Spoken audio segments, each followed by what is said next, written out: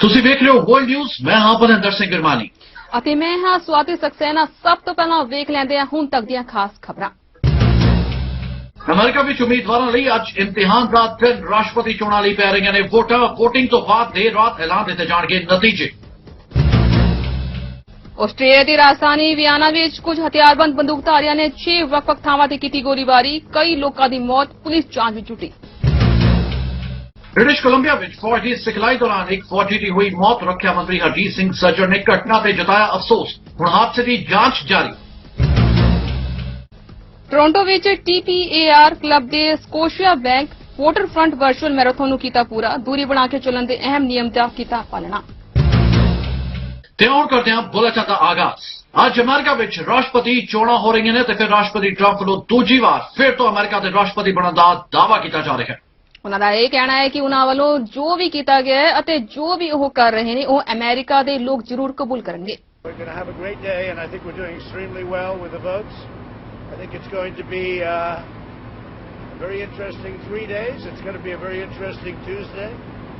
We have a big red wave that has formed, as you probably noticed. We're doing very, very well with the African American vote. We're doing very, very well with the Hispanic vote all over. And we're doing very well. It's going to be really something. I want to thank the Special Forces. We had a tremendous event happen, and really these are incredible people that do this. But it was a tremendous event, and we'll be giving you some details in a very short period of time. And it was something that had to get done because they were playing with American citizens. We can't let that happen. So we'll be talking to you about that at the appropriate time. But these are great people. These are the best in the world. There's nobody like them. And you know a little bit about it. I think people have started to hear, but we'll give you the details in a little while, okay? And have you thought a little bit about what you're doing on election night as president? Yeah, I'll be perhaps between the White House and the hotel because, you know, we have I guess they have a limit. They've placed limits on the hotel, which is unfortunate. They did that yesterday in Minnesota, the governor, and I think he's paying a very big price for it. We had thousands. We're going to have over 25,000 people. And you saw what went on there. It was ridiculous. And with all the problems that Minnesota has with riots and all the things, and I saved Minneapolis. They should have called me sooner. But we saved. I mean, you wouldn't even have a Minneapolis right now. And I think we're going to win Minnesota. And I think what the Attorney General did and what the governor did in Minnesota last night was very sad.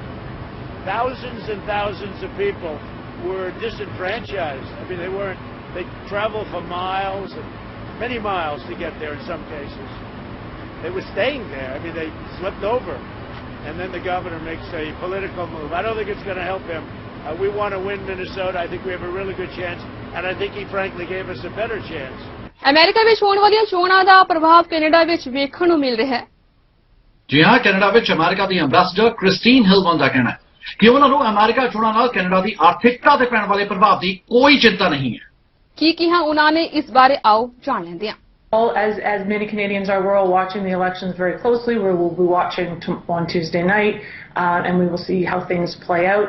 Ultimately, you know, the American people are going to engage in this process, have final results on election night. We even saw that in midterm elections just 2 years ago, where there were several seats. It took quite a while for those seats to really, for those votes to be counted. This is of a bigger scale, as you were mentioning in the intro, because of all of the mail-in ballot at the Senate, House of Representatives, obviously in the White House, but also governors and state-level legislators, organized labor, business community.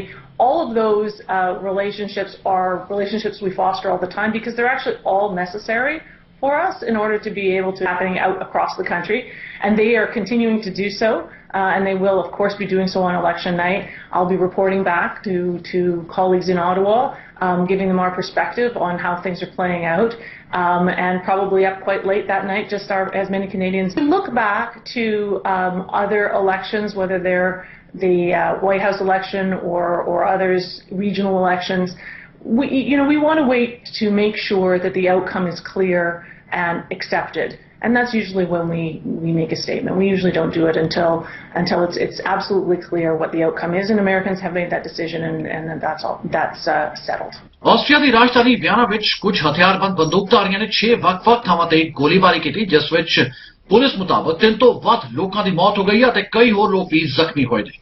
ਹਾਲਾਂਕਿ ਕੁਝ reports ਵਿੱਚ 7 ਤੋਂ ਵੱਧ ਲੋਕਾਂ ਦੀ ਮੌਤ ਹੋਣ ਦੀ ਖਬਰ ਵੀ ਸਾਂਝੀ ਕੀਤੀ ਜਾ ਰਹੀ ਹੈ। ਆਸਟਰੀਆ ਦੀ ਚਾਂਸਲਰ ਨੇ ਵੀ ਇਸ ਨੂੰ ਇੱਕ ਅੱਤਵਾਦੀ ਹਮਲਾ ਕਰਾਰ ਦਿੱਤਾ ਤੇ ਕਿਹਾ ਕਿ ਇੱਕ ਹਮਲਾਵਰ ਜ਼ਰੂਰ ਮਾਰਿਆ ਗਿਆ।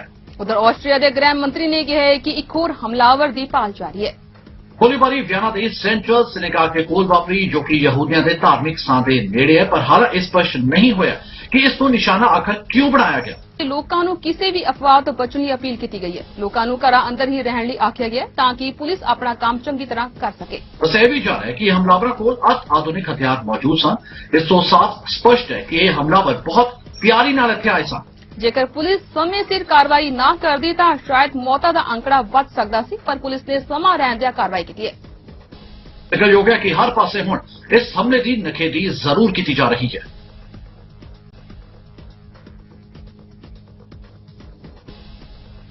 Upon hearing some shots downstairs, I looked down the window and I saw the attacker running into various bars and restaurants which are lined up on our street, and people running away, and this 1 or 2 attackers chasing them all over the street. Canada ਦੇ ਸੂਬੇ British Columbia ਵਿੱਚ ਫੌਜ ਦੀ ਸਿਖਲਾਈ ਦੌਰਾਨ ਇੱਕ ਫੌਜੀ ਦੀ ਮੌਤ ਹੋ ਗਈ ਹੈ। ਦੱਸਿਆ ਜਾ ਰਿਹਾ ਹੈ ਕਿ ਸਿਖਲਾਈ ਦੌਰਾਨ ਉਸ ਦੇ ਗੋਲੀ ਵੱਜ ਗਈ ਅਤੇ ਉਹ ਬੁਰੀ ਤਰ੍ਹਾਂ ਨਾਲ ਜ਼ਖਮੀ ਹਾਲਤ ਵਿੱਚ ਹਸਪਤਾਲ ਵਿੱਚ ਭਰਤੀ ਕਰਵਾਇਆ ਗਿਆ, ਜਿੱਥੇ ਉਸ ਦੀ ਮੌਤ ਹੋ ਗਈ ਹੈ। ਜੀ ਹਾਂ, ਕੈਨੇਡੀਅਨ ਹਥਿਆਰਬੰਦ ਫੌਜ ਮੁਤਾਬਕ ਜੇਮਸ ਰਾਇਲ ਵੈਸਟਮਿੰਸਟਰ ਰੈਜੀਮੈਂਟ ਵਿੱਚ ਸਿਖਲਾਈ ਲੈ ਰਿਹਾ ਸੀ। ਉਸ ਨੂੰ ਐਡਮਿੰਟਨ ਹਸਪਤਾਲ ਵਿੱਚ ਲਿਜਾਇਆ ਗਿਆ, ਜਿੱਥੇ ਉਸਨੇ ਦਮ ਤੋੜ ਦਿੱਤਾ। ਫਿਲਹਾਲ ਮਾਮਲੇ ਦੀ ਜਾਂਚ ਜ਼ਰੂਰ ਕੀਤੀ ਜਾ ਰਹੀ ਹੈ, ਜਦਕਿ ਰੱਖਿਆ ਮੰਤਰੀ ਹਰਜੀਤ ਸਿੰਘ ਸੱਜਣ ਨੇ ਇਸ ਘਟਨਾ ਤੇ ਦੁੱਖ ਸਾਂਝਾ ਕੀਤਾ। ਹਰਜੀਤ ਸਿੰਘ ਸੱਜਣ ਮੁਤਾਬਕ ਪੀੜਤ ਦੇ ਪਰਿਵਾਰਕ ਮੈਂਬਰਾਂ ਨੂੰ ਹਰ ਤਰ੍ਹਾਂ ਦੀ ਮਦਦ ਦਿੱਤੀ ਜਾਏਗੀ। ਉਹਨਾਂ ਕਿਹਾ ਹੈ ਕਿ ਪਰਿਵਾਰ ਆਪਣੇ ਆਪ ਨੂੰ ਇਕੱਲਾ ਨਾ ਸਮਝੇ, ਸਰਕਾਰ ਉਹਨਾਂ ਨੂੰ ਮਦਦ ਪਹੁੰਚਾਏਗੀ। ਚੀਫ ਜਨਰਲ ਤੇ ਲੈਫਟੀਨੈਂਟ ਜਨਰਲ ਨੇ ਵੀ ਜੇਮਸ ਦੀ ਮੌਤ ਤੇ ਡੂੰਘੇ ਦੁੱਖ ਦਾ ਇਜ਼ਹਾਰ ਕੀਤਾ। ਨਾਲ ਹੀ ਉਹਨਾਂ ਕਿਹਾ ਕਿ ਉਹ ਹਰ ਸਮੇਂ ਪਰਿਵਾਰ ਦੀ ਮਦਦ ਲਈ ਤਿਆਰ ਰਹਿਣਗੇ।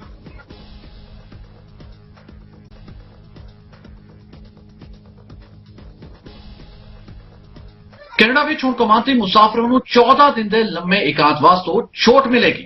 ਕੈਲਗਰੀ ਕੌਮਾਂਤਰੀ ਹਵਾਈ ਅੱਡੇ ਤੇ ਪਾਇਲਟਸ ਪ੍ਰੋਜੈਕਟ ਤੇ ਰੈਪਿਡ ਕੋਰੋਨਾ ਟੈਸਟਿੰਗ ਸ਼ੁਰੂ ਹੋ ਚੁੱਕੀ ਹੈ ਅਤੇ ਰੈਪਿਡ ਕਿਟ ਨਾਲ ਕੋਰੋਨਾ ਰਿਪੋਰਟ ਨੈਗੇਟਿਵ ਹੋਣ ਦੀ ਸੂਰਤ ਵਿੱਚ ਇੱਥੇ ਉਤਰਨ ਵਾਲੇ ਵਿਦੇਸ਼ ਤੋਂ ਆਏ ਲੋਕਾਂ ਨੂੰ ਕੁਆਰੰਟੀਨ ਹੋਣ ਦੀ ਜ਼ਰੂਰਤ ਨਹੀਂ ਪਏਗੀ। ਜੀ ਹਾਂ, ਜਲਦ ਹੀ ਓਨਟਾਰੀਓ ਤੇ ਐਡਮਿੰਟਨ ਵਿੱਚ ਵੀ ਇਹ ਸਹੂਲਤ ਸ਼ੁਰੂ ਹੋਣ ਵਾਲੀ ਹੈ। ਹਾਲਾਂਕਿ ਅਲਬਰਟਾ ਸਰਕਾਰ ਮੁਤਾਬਕ ਨੈਗੇਟਿਵ ਰਿਪੋਰਟ ਹੋਣ ਦੀ ਸੂਰਤ ਵਿੱਚ ਇੱਥੇ ਪਹੁੰਚਣ ਦੇ 6 ਜਾਂ 7 ਦਿਨਾਂ ਪਿੱਛੋਂ ਇੱਕ ਵਾਰ ਫਿਰ ਤੋਂ ਟੈਸਟ ਜ਼ਰੂਰ ਕਰਵਾਉਣਾ ਲਾਜ਼ਮੀ ਹੋਏਗਾ। ਸੂਬਾ ਸਰਕਾਰ ਵੱਲੋਂ ਇਹ ਪਾਇਲਟ ਪ੍ਰੋਜੈਕਟ ਫੈਡਰਲ ਸਰਕਾਰ ਤੇ ਟਰੈਵਲ ਇੰਡਸਟਰੀ ਦੀ ਭਾਈਵਾਲੀ ਨਾਲ ਸ਼ੁਰੂ ਕੀਤਾ ਗਿਆ। ਅਸੀਂ ਕਿ ਸੂਬਾ ਸਰਕਾਰ ਮੁਤਾਬਕ ਕੈਲਗਰੀ ਹਵਾਈ ਅੱਡੇ ਤੇ ਪਹੁੰਚਣ ਵਾਲੇ ਸਿਰਫ ਅੰਤਰਰਾਸ਼ਟਰੀ ਮੁਸਾਫਰਾਂ ਨੂੰ ਹੀ ਇਹ ਸਹੂਲਤ ਮਿਲੇਗੀ, ਜਿਨ੍ਹਾਂ ਵਿੱਚ ਟਰੱਕ ਡਰਾਈਵਰ, ਸਿਹਤ ਸੰਭਾਲ ਕਰਮਚਾਰੀ ਅਤੇ ਫਿਰ ਫੈਡਰਲ ਸਰਕਾਰ ਵੱਲੋਂ ਜਿਨ੍ਹਾਂ ਨੂੰ ਕੈਨੇਡਾ ਆਉਣ ਦੀ ਛੋਟ ਹੈ, ਉਹੀ ਇਸ ਵਿੱਚ ਸ਼ਾਮਲ ਨੇ। ਇਸ ਤੋਂ ਇਲਾਵਾ ਕੋਈ ਵੀ ਕੈਨੇਡੀਅਨ ਨਾਗਰਿਕ ਜਾਂ ਸਥਾਈ ਲੋਕ ਜਿਨ੍ਹਾਂ ਨੂੰ ਇਸ ਵੇਲੇ ਕੈਨੇਡਾ ਵਿੱਚ ਦਾਖਲ ਹੋਣ ਦੀ ਆਗਿਆ ਹੈ ਅਤੇ ਜਿਨ੍ਹਾਂ ਵਿੱਚ ਕੋਈ ਕੋਵਿਡ-19 ਦੇ ਲੱਛਣ ਨਹੀਂ ਨੇ, ਉਹਨਾਂ ਨੂੰ ਇਹ ਸਹੂਲਤ ਨਹੀਂ ਮਿਲੇਗੀ। ਕਿਊਬੈਕ ਵਿੱਚ ਤਲਵਾਰਬਾਜ਼ੀ ਦੌਰਾਨ 2 ਵਿਅਕਤੀ ਦੀ ਮੌਤ ਹੋ ਗਈ ਹੈ ਤੇ 5 ਵਿਅਕਤੀ ਜ਼ਖਮੀ ਹੋ ਗਏ ਨੇ। ਜੀ ਹਾਂ, ਇਸ ਦੌਰਾਨ ਸ਼ੱਕੀ ਵਿਅਕਤੀ ਨੂੰ ਵੀਡੀਓ ਕਾਨਫਰੰਸਿੰਗ ਦੇ ਜ਼ਰੀਏ ਅਦਾਲਤ ਵਿੱਚ ਪੇਸ਼ ਕੀਤਾ ਗਿਆ। ਉਸ ਤੇ 2 ਕਤਲ ਅਤੇ 5 ਵਿਅਕਤੀਆਂ ਦੇ ਕਤਲ ਕਰਨ ਦੀ ਕੋਸ਼ਿਸ਼ ਦੇ ਇਲਜ਼ਾਮ ਲਗਾਏ ਗਏ ਨੇ। ਅਤੇ ਫਿਰ ਇਸ ਬਾਰੇ ਕਿਊਬੈਕ ਪੁਲਿਸ ਵਿਭਾਗ ਦੇ ਮੁਖੀ ਵੱਲੋਂ ਜਾਣਕਾਰੀ ਸਭ ਨਾਲ ਸਾਂਝੀ ਕੀਤੀ ਗਈ। According to our preliminary information, nothing indicates that the suspect would have acted for motivations other than personal. Reminded us all of the tragedy of the 29th of January 2017 when 6 of our people in Quebec City died. Mental health is the biggest security that's a challenge for the future of our own cities or of the country. Canada ਦੇ ਸ਼ਹਿਰ north York ਵਿੱਚ ਬੀਤੇ ਦਿਨ ਇੱਕ ਘਰ ਵਿੱਚ ਅੱਗ ਲੱਗ ਗਈ, ਜਿਸ ਕਾਰਨ 80 ਸਾਲਾ ਬਜ਼ੁਰਗ ਜ਼ਖਮੀ ਹੋ ਗਿਆ ਤੇ ਉਸ ਨੂੰ ਫੌਰਨ ਹਸਪਤਾਲ ਵਿੱਚ ਭਰਤੀ ਕਰਵਾਇਆ ਗਿਆ। ਅੰਦਾਜ਼ੇ ਕਿ ਐਮਰਜੈਂਸੀ ਕਰੂ ਮੁਤਾਬਕ ਗ੍ਰੈਂਡ ਮਾਈਨ ਡਰਾਈਵ ਅਤੇ ਫਿਰ ਲੇਡੀ ਸ਼ਾਟ ਕ੍ਰਿਸਨ ਨੇੜੇ ਲਗਭਗ ਰਾਤ ਦੇ 10:30 ਵਜੇ ਇੱਕ ਘਰ ਵਿੱਚੋਂ ਕਾਲਾ ਧੂੰਆਂ ਨਿਕਲਦਾ ਵੇਖਿਆ ਗਿਆ ਸੀ। ਟੋਰਾਂਟੋ ਪੁਲਿਸ ਦਾ ਕਹਿਣਾ ਹੈ ਕਿ ਘਰ ਵਿੱਚ ਜਦੋਂ ਅੱਗ ਲੱਗੀ ਤਾਂ ਉੱਥੇ 2 ਲੋਕ ਮੌਜੂਦ ਸਨ। ਇਹਨਾਂ ਵਿੱਚੋਂ ਇੱਕ ਤਾਂ ਬਾਹਰ ਨਿਕਲਣ ਵਿੱਚ ਕਾਮਯਾਬ ਹੋ ਗਿਆ, ਜਦਕਿ 80 ਸਾਲਾ ਬਜ਼ੁਰਗ ਬਾਹਰ ਨਾ ਨਿਕਲ ਪਾਇਆ। ਪ੍ਰਤੱਖਦਰਸ਼ੀ ਜੇਮਲ ਕਰੂਜ਼ ਨਾਂ ਦੇ ਵਿਅਕਤੀ ਮੁਤਾਬਕ ਉਸ ਸਮੇਂ ਉਹ ਗੱਡੀ ਵਿੱਚ ਘੁੰਮ ਰਿਹਾ ਸੀ ਕਿ ਉਸ ਨੂੰ ਧੂੰਆਂ ਨਿਕਲਦਾ ਵਿਖਾਈ ਦਿੱਤਾ। ਜਦੋਂ ਹਾਦਸੇ ਵਾਲੀ ਥਾਂ ਤੇ ਪਹੁੰਚਿਆ ਤਾਂ ਇੱਕ ਮਹਿਲਾ ਨੇ ਦੱਸਿਆ ਕਿ ਉਸ ਦਾ ਪਤੀ ਅੰਦਰ ਹੀ ਹੈ। ਵਿਅਕਤੀ ਨੇ ਦਰਵਾਜ਼ਾ ਤੋੜ ਕੇ ਅੰਦਰ ਜਾਣ ਦੀ ਕੋਸ਼ਿਸ਼ ਕੀਤੀ ਤਾਂ ਧੂੰਆਂ ਜ਼ਿਆਦਾ ਹੋਣ ਕਾਰਨ ਉਹ ਅੰਦਰ ਨਹੀਂ ਜਾ ਸਕਿਆ, ਪਰ ਕੁਝ ਸਮੇਂ ਬਾਅਦ ਫਾਇਰ ਫਾਈਟਰਸ ਹਾਦਸੇ ਵਾਲੀ ਥਾਂ ਤੇ ਪਹੁੰਚੇ ਤੇ ਬਜ਼ੁਰਗ ਵਿਅਕਤੀ ਨੂੰ ਬਾਹਰ ਲਿਆਂਦਾ ਗਿਆ। ਟੋਰਾਂਟੋ ਅਧਿਕਾਰੀਆਂ ਨੇ ਦੱਸਿਆ ਕਿ ਬਜ਼ੁਰਗ ਦੀ ਹਾਲਤ ਬੇहद ਗੰਭੀਰ ਹੈ, ਹਾਲਾਂਕਿ ਉਸ ਨੂੰ ਖਤਰੇ ਤੋਂ ਬਾਹਰ ਜ਼ਰੂਰ ਦੱਸਿਆ ਜਾ ਰਿਹਾ ਹੈ। ਘਰ ਵਿੱਚ ਲੱਗੀ ਅੱਗ ਨੂੰ ਕਾਬੂ ਕਰ ਲਿੱਤਾ ਗਿਆ ਹੈ, ਪਰ ਇਹ ਨਹੀਂ ਪਤਾ ਲੱਗਿਆ ਕਿ ਇੱਥੇ ਅੱਗ ਕਿਵੇਂ ਲੱਗੀ ਹੈ। क्यूबेक इस साल महामारी के कारण यादगारी दिवस भी कुछ वक्रे तरीके नाल मना रहा है, पर national silver cross mother Debbie Sullivan अपने बेटे ਨੂੰ आज भी उसी तरह याद कर रहे हैं जिस तरह पहला समय करते सन। ਉਹਨਾਂ ਦੇ ਬੇਟੇ ਲੈਫਟੀਨੈਂਟ ਕ੍ਰਿਸ਼ ਸੈਂਡਰਸ ਨੂੰ ਸਨਮਾਨ ਕਰਨ ਦੀ ਯੋਜਨਾ ਬਣਾਈ ਜਾ ਰਹੀ ਹੈ। गौरतलब है कि उसकी मौत साल 2004 ਵਿੱਚ ਕਿਸ਼ਤੀ ਡੁੱਬਣ ਕਾਰਨ ਹੋਈ ਸੀ। ਕ੍ਰਿਸ਼ ਦੀ ਮਾਂ ਦਾ ਕਹਿਣਾ ਹੈ ਕਿ ਅੱਜ ਵੀ ਉਹਨਾਂ ਦੇ ਬੇਟੇ ਦੀ ਯਾਦ ਉਹਨਾਂ ਦੇ ਦਿਲੋਂ ਵਿੱਚੋਂ ਨਹੀਂ ਜਾਂਦੀ। ਖਾਸ ਗੱਲ ਇਹ ਵੀ ਹੈ ਕਿ ਕੈਨੇਡਾ ਦੇ ਲੋਕਾਂ ਵੱਲੋਂ ਹਰ ਸਾਲ ਉਸ ਨੂੰ ਭਾਵਭਿੰਨੀ ਸ਼ਰਧਾਂਜਲੀ ਜ਼ਰੂਰ ਦਿੱਤੀ ਜਾਂਦੀ ਹੈ। I feel like a piece of my soul has been ripped out of my body. We're not supposed to outlive our children. He's my son and I don't ever want him to be forgotten. So I speak his name daily. I talk to him daily. That it would be a lot smaller. They did tell me that there would be a lot of wreaths that were pre-laid ahead of time, but that I would actually be laying a wreath. Social distancing, of course, and they assured me they would keep me very safe. Songs come on and stuff, but just different songs that remind me of him. This is my favorite picture of him. He's on board a ship. He's looking out to sea. It's like he's very thoughtful and thinking. In the background is him in his football uniform, and on the other side is him mountain bike. TPAR club ने Scotiabank waterfront virtual marathon 2020 कैलाजन trail ते दौड़ के पूरी कर ਲਈ ਹੈ। Club ਦੇ 3 ਮੈਂਬਰਾਂ ਨੇ 21 ਕਿਲੋਮੀਟਰ ਅਤੇ 10 ਕਿਲੋਮੀਟਰ ਦੌੜ ਕੇ ਇਸ ਇਤਿਹਾਸਕ ਮੈਰਾਥਨ ਦੇ ਆਖਰੀ ਪੜਾਅ ਨੂੰ ਅੰਜਾਮ ਦਿੱਤਾ। ਦੱਸੇ ਕਿ ਸਭ ਤੋਂ ਸੀਨੀਅਰ ਮੈਂਬਰ ਯਾਨੀ ਕਿ 77 ਸਾਲਾਂ ਦੇ ਈਸ਼ਰ ਸਿੰਘ ਵਰਚੁਅਲ ਰੂਪ ਵਿੱਚ ਇੱਥੇ ਸ਼ਾਮਲ ਹੋਏ ਸਨ। TPAR ਕਲੱਬ ਦੇ 3 ਮੈਂਬਰਾਂ ਨੇ ਕਲੇਡਰ ਟ੍ਰੇਲ ਵਿਖੇ 21 ਕਿਲੋਮੀਟਰ ਅਤੇ 10 ਕਿਲੋਮੀਟਰ ਦੇ 2 ਗਰੁੱਪਾਂ ਵਿੱਚ ਦੌੜ ਕੇ Scotiabank waterfront virtual marathon 2020 ਦੇ ਆਖਰੀ ਪੜਾਅ ਨੂੰ ਸਫਲਤਾਪੂਰਵਕ ਪਾਰ ਕੀਤਾ। ਦੱਸੇ ਕਿ ਸਰਕਾਰ ਵੱਲੋਂ ਮਿਲੀਆਂ ਹਿਦਾਇਤਾਂ ਮੁਤਾਬਕ ਇਸ ਇਵੈਂਟ ਦੇ ਪ੍ਰਬੰਧਕਾਂ ਵੱਲੋਂ ਯਾਨੀ ਕਿ TPAR ਕਲੱਬ ਦੇ ਚੇਅਰਪਰਸਨ ਸੰਧੂਰਾ ਸਿੰਘ ਬਰਾੜ ਅਤੇ ਫਿਰ online kids run for education ਦੇ ਸੰਚਾਲਕ ਪੌਲ ਬੈਂਸ ਵੱਲੋਂ ਮੈਂਬਰਾਂ ਨੂੰ 2 ਗਰੁੱਪਾਂ ਵਿੱਚ ਵੰਡਿਆ ਗਿਆ ਸੀ। ਪਹਿਲੇ ਗਰੁੱਪ ਵਿੱਚ 21 ਕਿਲੋਮੀਟਰ ਦੌੜਨ ਵਾਲਿਆਂ ਨੂੰ ਹਰੀ ਝੰਡੀ ਦਿੱਤੀ ਗਈ, ਜਦਕਿ ਦੂਸਰੇ ਗਰੁੱਪ ਵਿੱਚ 10 ਕਿਲੋਮੀਟਰ ਦੌੜਨ ਵਾਲੇ ਮੈਂਬਰਾਂ ਨੂੰ ਸ਼ਾਮਿਲ ਕੀਤਾ ਗਿਆ। ਅਤੇ ਫਿਰ ਸਾਰੇ ਹੀ ਮੈਂਬਰਾਂ ਵੱਲੋਂ ਆਪਸ ਵਿੱਚ 5 ਤੋਂ 6 ਮੀਟਰ ਦੀ ਦੂਰੀ ਬਣਾ ਕੇ ਚੱਲਣ ਦੇ ਅਹਿਮ ਨਿਯਮ ਦੀ ਪਾਲਣਾ ਕੀਤੀ ਗਈ। ਜ਼ਿਕਰ ਖਾਸ ਹੈ ਕਿ ਕਲੱਬ ਦੇ 17 ਮੈਂਬਰਾਂ ਨੇ ਸਕੋਸ਼ੀਆ ਬੈਂਕ ਵਾਟਰਫਰੰਟ ਵਰਚੁਅਲ ਫੂਲ ਅਤੇ ਹਾਫ ਮੈਰਾਥਨ 2020 ਲਈ ਆਪਣੀ ਰਜਿਸਟ੍ਰੇਸ਼ਨ ਕਰਵਾਈ ਸੀ ਅਤੇ ਉਹ ਸਾਰੇ ਇਹ ਲੋੜੀਂਦੀ ਦੂਰੀ ਇਸ ਤੋਂ ਪਹਿਲਾਂ ਵੱਖ-ਵੱਖ ਸਮੇਂ ਵੱਖ-ਵੱਖ ਟ੍ਰੇਲਾਂ ਤੇ ਦੌੜ ਕੇ ਪੂਰੀ ਕਰ ਚੁੱਕੇ ਨੇ। ਬਹੁਤ ਹੀ ਸ਼ਲਾਘਾਯੋਗ ਕਦਮ ਆ ਜਿਹੜਾ ਆਪਣੀ ਕਮਿਊਨਿਟੀ ਉਠਾ ਰਹੀ ਆ, ਸਪੈਸ਼ਲੀ TPR ਗਰੁੱਪ ਇੱਕ ਥੋੜਾ ਸਮਾਂ ਹੀ ਹੋਇਆ ਹੋਣ ਚ ਆਇਆਂ ਨੂੰ ਤੇ ਕਾਫੀ ਬੰਦੇ ਇਕੱਠੇ ਕਰ ਲਏ ਇਹਨਾਂ ਨੇ ਤੇ ਇੰਨਾ ਵਧੀਆ ਕਦਮ ਆ ਕਿ ਅਸੀਂ ਅੱਜ ਵੇਖੋ ਠੰਡ ਦਾ ਦਿਨ ਆ ਤੇ ਦੌੜਨ ਲਈ ਸਕੋਸ਼ੀਆ ਬੈਂਕ ਮੈਰਾਥਨ ਲਾਉਣ ਆਏ ਆ ਤੇ ਇਹ ਬਹੁਤ ਖੁਸ਼ੀ ਦੀ ਗੱਲ ਆ। ਹੈਲਥ ਲਈ ਚੰਗਾ ਹੈ, ਸਾਰੇ ਲੋਕ ਨਾਲ ਲੱਗ ਰਹੇ ਆ ਤੇ ਆਪਣੀ ਕਮਿਊਨਿਟੀ ਵਾਸਤੇ ਬਹੁਤ ਹੀ ਵਧੀਆ। ਅੱਜ ਅਸੀਂ ਸਾਰੇ TPR ਕਲੱਬ ਦੇ ਮੈਂਬਰਸ ਜਿਹੜੇ ਹੈਗੇ ਆ, ਅਸੀਂ ਸਕੋਸ਼ੀਆ ਬੈਂਕ ਵਾਟਰਫਰੰਟ ਮੈਰਾਥਨ ਜਿਹੜੀ ਅਕਤੂਬਰ ਮਹੀਨੇ ਦੇ ਦੌਰਾਨ ਹੋ ਰਹੀ ਹੈ, ਚੱਲ ਰਹੀ ਹੈ ਅੱਜ ਕੱਲ੍ਹ, ਉਹਦੇ ਵਿੱਚ ਜਿਹੜੀ ਸਿੰਬੋਲਿਕ ਦੌੜ ਅੱਜ ਹੈਗੀ ਆ 5 ਕਿਲੋਮੀਟਰ ਤੇ 10 ਕਿਲੋਮੀਟਰ ਦੀ, ਉਹਦੇ ਵਿੱਚ ਸ਼ਾਮਲ ਹੋਣ ਲਈ ਇੱਥੇ ਆਏ ਆ। ਵੈਸੇ ਤੇ ਇਹ ਜਿਹੜੀ ਮੈਰਾਥਨ ਹੈਗੀ ਆ ਸਕੋਸ਼ੀਆ ਬੈਂਕ ਵਾਟਰ ਮੈਰਾਥਨ, ਇਹ ਹਰ ਸਾਲ ਇੰਟਰਨੈਸ਼ਨਲ ਲੈਵਲ ਤੇ ਧੂਮ ਧੜੱਕੇ ਨਾਲ ਮਨਾਈ ਜਾਂਦੀ ਹੈ, ਪਰ ਕਰੋਨਾ ਦੀ ਵਜ੍ਹਾ ਕਰਕੇ ਇਹ ਹੈ ਕਿ ਜਿਹੜੀ ਆ ਉਹ ਸਿੰਬੋਲਿਕ ਹੀ ਜਿਵੇਂ ਚੱਲ ਰਹੀ ਹੈ, ਜਿਹਨੂੰ ਆਪਾਂ ਵਰਚੁਅਲ ਕਹਿੰਦੇ ਆ, ਸਿੰਬੋਲਿਕ ਨਾਲੋਂ ਵਰਚੁਅਲ ਜਿਹੜਾ ਉਹ ਜ਼ਿਆਦਾ ਬੈਟਰ ਹੈਗਾ ਟਰਮ। ਤੇ ਉਹ ਵਰਚੁਅਲ ਰਨ ਦੇ ਵਿੱਚ ਜਿਹੜੇ ਆਪਣੇ ਸਾਡੀ TPR ਕਲੱਬ ਦੇ ਮੈਂਬਰਸ ਜਿਹੜੇ ਹੈਗੇ ਨੇ, ਇਹਨਾਂ ਨੇ ਫੁੱਲ ਮੈਰਾਥਨ ਜਿਹੜੀ ਹੈਗੀ ਆ 42 ਕਿਲੋਮੀਟਰ ਦੀ, ਉਹ ਬਾਈ ਪਾਰਟਸ ਉਹ ਪੂਰੀ ਕਰ ਚੁੱਕੇ ਨੇ 2-3 ਵਾਰੀਆਂ ਦੇ ਵਿੱਚ। ਕਈਆਂ ਨੇ ਹਾਫ ਮੈਰਾਥਨ ਕੀਤੀ ਆ। ਮੈਂ ਇਹਦੇ ਵਿੱਚ ਹਾਫ ਮੈਰਾਥਨ ਕੰਪਲੀਟ ਕਰ ਚੁੱਕਾ ਹੈਗਾ ਤੇ ਅੱਜ ਮੈਂ ਇਹਦੇ ਵਾਸਤੇ 5 ਕਿਲੋਮੀਟਰ ਲਾਉਣ ਵਾਸਤੇ ਆਇਆ। ਇਹ ਆਪਣੀ ਜਿਹੜੀ ਸਾਡੀ ਕਲੱਬ ਆ ਇਹ health of point of view ਤੋਂ ਬਹੁਤ ਵਧੀਆ ਕੰਮ ਕਰ ਰਹੀ। ਪਿਛਲੇ 7-8 ਸਾਲ ਤੋਂ ਹੈਲਥ ਪ੍ਰਤੀ ਜਾਗਰੂਕਤਾ ਜਿਹੜੀ ਆ ਲੋਕਾਂ ਦੇ ਵਿੱਚ ਫੈਲਾ ਰਹੀ ਹੈ ਔਰ ਉਹਨਾਂ ਨੂੰ ਸੁਚੇਤ ਕਰ ਰਹੀ ਹੈ ਕਿ ਹੈਲਥ ਹੀ ਸਭ ਕੁਝ ਆ। ਜੇ health is wealth rather it is more than wealth. ਤੋ ਉਸ ਨਾਰੇ ਨੂੰ ਇਹ ਬੜੇ ਬਾਖੂਬੀ ਅੱਗੇ ਲਿਜਾ ਰਹੀ ਆ। ਮੈਂ ਜੀ ਇਹ ਤਪਾਰ ਗਰੁੱਪ ਦੇ ਨਾਲ ਤਪਾਰ ਗਰੁੱਪ ਰਨਿੰਗ ਕਲੱਬ ਦੇ ਨਾਲ ਹੈਗਾ ਜੀ ਇਹਨਾਂ ਦਾ ਮੈਂਬਰ ਤੇ ਅਸੀਂ ਅੱਜ ਸਕੋਸ਼ੀਆ ਬੈਂਕ ਮੈਰਾਥਨ ਰਨ ਕਰਨ ਲਈ ਆਏ ਹਾਂ। ਇਹ ਜੀ ਵਰਚੁਅਲ ਰਨ ਹੈ।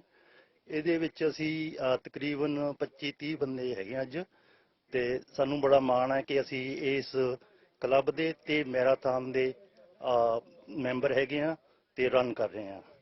ਇਹ ਬਹੁਤ ਵਧੀਆ ਕਾਜ਼ ਆ ਜੀ। ਜੇ ਤੁਸੀਂ ਵੀ ਇਸ ਕਲੱਬ ਦੇ ਨਾਲ ਜੁਆਇਨ ਕਰਨਾ ਚਾਹੁੰਦੇ ਹੋ ਤਾਂ ਸਾਡੇ ਨਾਲ ਜ਼ਰੂਰ ਕਰੋ ਤੇ ਇਹ ਸਿਹਤ ਪੱਕੀ ਬਹੁਤ ਵਧੀਆ ਕਾਜ਼ ਆ ਜੀ। ਇਹ ਬੜਾ ਵਧੀਆ ਦਿਨ ਹੈ। TPAR ਕਲੱਬ ਦੇ ਮੈਂਬਰ ਹਰ ਰਨ ਦੀ ਤਰ੍ਹਾਂ ਅੱਜ ਫੇਰ ਇਕੱਠਾ ਹੋਏ ਆ ਤੇ ਸਕੋਸ਼ੀਆ ਬੈਂਕ ਮੈਰਾਥਨ ਜਿਹੜੀ ਕਿ ਬਹੁਤ ਛੋਟੀ ਚੈਰਿਟੀਜ਼ ਨੂੰ ਲੋਕਲ ਚੈਰਿਟੀਜ਼ ਨੂੰ ਸਪੋਰਟ ਕਰਦੀ ਹੈ ਤੇ ਹਸਪੀਟਲਸ ਨੂੰ ਉਹਨਾਂ ਦੇ ਵਾਸਤੇ ਸਾਡਾ ਇੱਕ ਛੋਟਾ ਜਿਹਾ ਉਪਰਾਲਾ ਤੇ ਕਿ ਅਸੀਂ ਆਪਣਾ ਯੋਗਦਾਨ ਪਾ ਸਕੀਏ। ਮੈਂ ਇਸ ਤੋਂ ਜ਼ਿਆਦਾ ਕੁਝ ਨਹੀਂ ਕਹਿ ਸਕਦਾ ਵੀ TPAR club has been amazing ਤੇ ਮੇਰੀ ਦੁਆ ਹਮੇਸ਼ਾ ਇਹਨਾਂ ਨਾਲ ਰਹੇਗੀ ਤੇ ਮੇਰੀ ਅਪੀਲ ਹੈ ਹੋਰਾਂ ਨੂੰ ਕਿ please come out and join us. Make your own groups. ਜੋ ਵੀ ਕਰ ਸਕਦੇ ਹੋ ਤੁਸੀਂ ਸਿਹਤ ਵਾਸਤੇ ਕਰੋ। ਮੈਂਟਲ ਹੈਲਥ ਵਾਸਤੇ ਬਹੁਤ ਵਧੀਆ। ਇਟ ਫੀਲ ਸੋ ਗੁੱਡ ਜਦ ਤੁਸੀਂ ਬਾਹਰ ਆਉਂਦੇ ਹੋ। ਅੱਜ ਜਿਵੇਂ ਅਸੀਂ ਆਏ ਹਾਂ ਮਤਲਬ ਘਰੇ ਪਏ ਰਹਿੰਦੇ ਤਾਂ ਤਾਂ ਪਏ ਸੀ ਪਰ ਇਟਸ ਫੀਲਿੰਗ ਅਮੇਜ਼ਿੰਗ ਹੈ। ਦੱਖਣੀ ਆਸਟ੍ਰੇਲੀਆ ਦੇ ਪ੍ਰੀਮੀਅਰ ਸਟੀਵਨ ਮਾਰਸ਼ਲ ਨੇ ਵਿਕਟੋਰੀਆ ਦੇ ਲੋਕਾਂ ਲਈ ਰਿਆਇਤੀ ਸਖਤ ਸਰਹੱਦ ਪਾਬੰਦੀਆਂ ਵਿੱਚ ਹੁਣ ਢਿੱਲ ਦੇਣ ਦਾ ਖਾਸ ਐਲਾਨ ਕੀਤਾ। ਉਨ੍ਹਾਂ ਕਿਹਾ ਕਿ ਵਿਕਟੋਰੀਆ ਹੋਟਲ ਇਕਾਂਤਵਾਸ ਦੀ ਬਜਾਏ 14 ਦਿਨਾਂ ਲਈ ਘਰ ਵਿੱਚ ਹੀ ਕੁਆਰੰਟੀਨ ਵਿੱਚੋਂ ਲੰਘ ਕੇ ਰਾਜ ਵਿੱਚ ਦਾਖਲ ਹੋਣਗੇ। ਮਾਰਸ਼ਲ ਨੇ ਇਹ ਵੀ ਕਿਹਾ ਕਿ ਵਿਕਟੋਰੀਆ ਵਿੱਚ ਲਗਾਤਾਰ ਚੌਥੇ ਦਿਨ ਕੋਰੋਨਾ ਵਾਇਰਸ ਮਾਮਲੇ ਨਾ ਦਰਜ ਹੋਣ ਤੋਂ ਬਾਅਦ ਉਹ ਪਾਬੰਦੀਆਂ ਵਿੱਚ ਢਿੱਲ ਜ਼ਰੂਰ ਦੇ ਰਹੇ ਨੇ। ਉਨ੍ਹਾਂ ਮੁਤਾਬਕ ਸੂਬਾ ਇੱਕ ਅਜਿਹੀ ਸਥਿਤੀ ਵਿੱਚ ਹੈ ਜਿੱਥੇ ਵਿਕਟੋਰੀਆ ਨੇ ਬਹੁਤ ਚੰਗਾ ਕੰਮ ਕੀਤਾ ਹੈ। ਨਾਲ ਹੀ ਉਹਨਾਂ ਨੇ ਦੱਸਿਆ ਕਿ ਸਰਕਾਰ ਨੇ ਸਥਿਤੀ ਤੇ ਕੰਟਰੋਲ ਕਰ ਲਿਆ। ਮਾਰਸ਼ਲ ਨੇ ਕਿਹਾ ਕਿ ਇਹ ਯੋਜਨਾ ਬਣਾਈ ਗਈ ਸੀ ਕਿ ਵਿਕਟੋਰੀਆ ਦੇ ਲੋਕਾਂ ਦੇ ਲਈ 14 ਦਿਨਾਂ ਦਾ ਘਰਾਂ ਵਿੱਚ ਇਕਾਂਤਵਾਸ 2 ਹਫ਼ਤਿਆਂ ਦੇ ਅੰਦਰ ਹੋਟਲ ਕੁਆਰੰਟੀਨ ਨੂੰ ਤਬਦੀਲ ਕਰ ਦੇਵੇਗਾ। ਭਾਵੇਂ ਕਿ ਰਾਜ ਦੇ ਸਿਹਤ ਅਧਿਕਾਰੀ ਵਿਕਟੋਰੀਆ ਵਿੱਚ ਮਾਮਲਿਆਂ ਦੀ ਗਿਣਤੀ ਬਾਰੇ ਨਿਗਰਾਨੀ ਕਰਨਾ ਜਾਰੀ ਰੱਖਣਗੇ।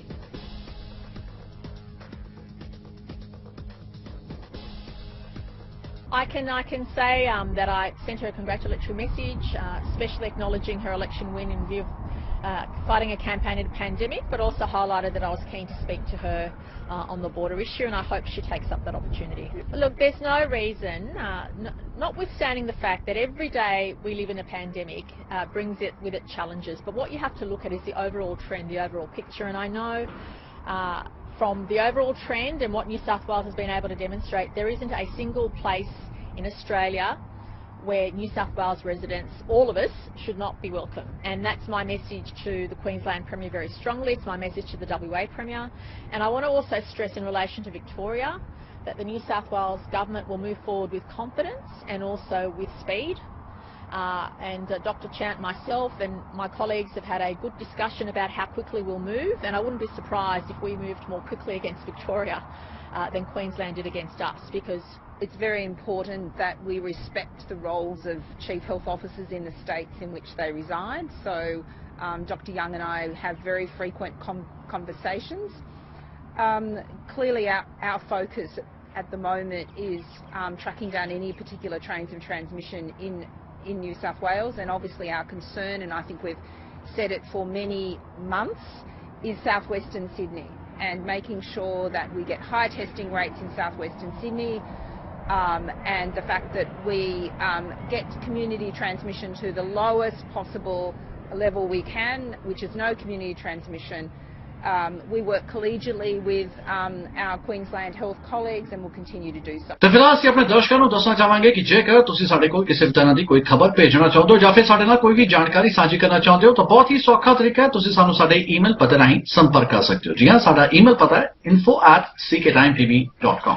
ਤੇ ਫਿਲਹਾਲ ਵਰਲਡ ਨਿਊਜ਼ ਵਿੱਚ ਬਸ ਨਹੀਂ ਹੈ ਤੇ ਮੈਨੂੰ ਜਾਨੀ ਪਲੰਦਰ ਸਿੰਘ ਵਿਰਮਾਨੀ ਅਤੇ ਮੈਨੂੰ ਸਵਾਤੀ ਸਕਸੇਨਾ ਨੂੰ ਦਿਓ ਆ ਗਿਆ। ਧੰਨਵਾਦ।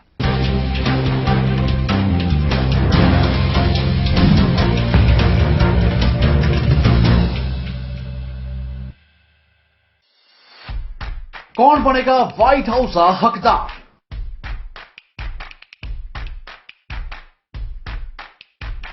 लोगों की सुरक्षा का कौन होएगा पहरेदार? दुनिया की सब तो मजबूत कुर्सी ते किसका चलेगा राज? 3 नवंबर ਨੂੰ ਦੱਸਾਂਗੇ ਅਸੀਂ ਤੁਹਾਨੂੰ ਪਲ ਪਲ ਦਾ ਹਾਲ। ਜਦੋਂ ਕੱਟਿਆ ਜਾਏਗਾ ਵੋਟਾਂ ਦੀ ਗਿਣਤੀ ਦਾ ਜਾਲ। कौन बनेगा अमेरिका का राष्ट्रपति?